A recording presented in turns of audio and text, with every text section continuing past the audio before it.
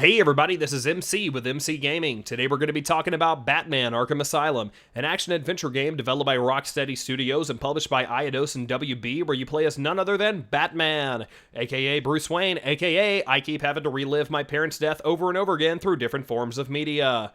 Let's get on with it. Arkham Asylum is gorgeous, and there's really no denying that. I never thought green and blue could look so good, and believe it or not, I'm not being an asshole when I say that.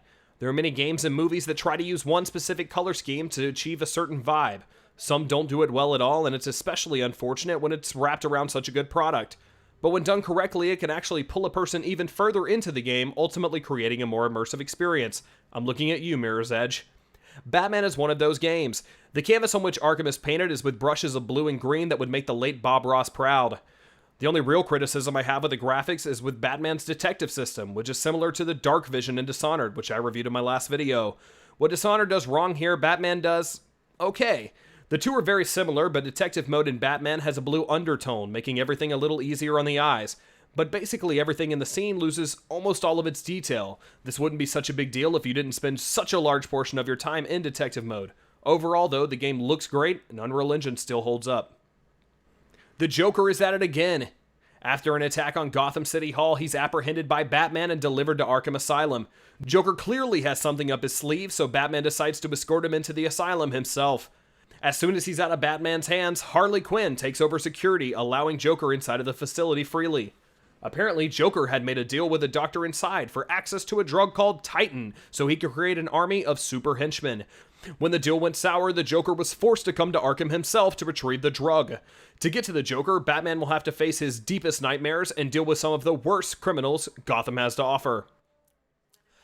As Batman, you'll destroy more teeth than the Mars Corporation and break more jaws than Ed, Edd and Eddy. The game is fairly linear in a narrative sense, but the whole asylum is basically open for you to explore after only about an hour. The Riddler has left you oddly placed question marks throughout the asylum, as well as riddles to solve throughout, and I'd be lying if I said that they weren't fun as hell to find. You'll also find interview tapes to learn more backstory on the characters you'll find in the game. Subject has no recorded name, alias listed as the Joker. In the room is Warden Sharp and myself, Dr. Young. Oh, is this another one of those boring psych evaluation tests? No, it's not. So, you're the famous Joker. In the flesh. So, Doc, you want me to look at the ink blots again? The first one is a gig I had when I was a child. The second is a dead elephant. The third is a spy. Now let's skip the jokes.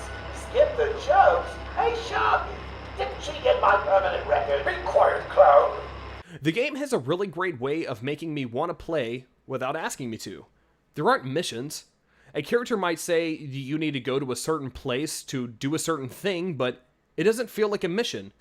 There's this organic feel about the mechanics of everything that make you really feel like you're Batman in an actual asylum helping actual people. The combat is near perfect. A beginner could get the job done, but it really takes practice to master. You have many gadgets to help you get through the asylum. Of course, you have a batarang along with an explosive gel that you can spray up to 3 times for creative knockouts or just to get to that damn question mark on the other side. What I really love about this game is that you can go into a room and dispatch the enemies any way you like, with any gadget you like. I prefer the stealth approach and to hunt my enemies down one by one. But if you want to spray explosive gel everywhere and throw batarangs around like a crazy person until everyone is knocked out, you can. If I have to complain about one thing gameplay related, it's that the last boss battle with the Joker is extremely underwhelming. After a unique battle with Scarecrow and Poison Ivy and an amazing chase sequence with Killer Croc, this is what you give us? I don't know, maybe the joke's on me. Batman Arkham Asylum is currently $20 on Steam and $10 on console. Unless you buy the remastered version, then it's $45. I've currently got 28 hours clocked in and still need to go collect a few more damn question marks. That's 71 cents per hour, and for me, very much worth it. With near-perfect combat, incredible presentation, and Luke Skywalker telling jokes, Batman Arkham Asylum gets a 9 out of 10. Hey, I'd like to thank everybody for joining in on my review of Batman Arkham Asylum. If you liked it, make sure to hit that like button and subscribe, and please make sure to leave your criticism in the comments below.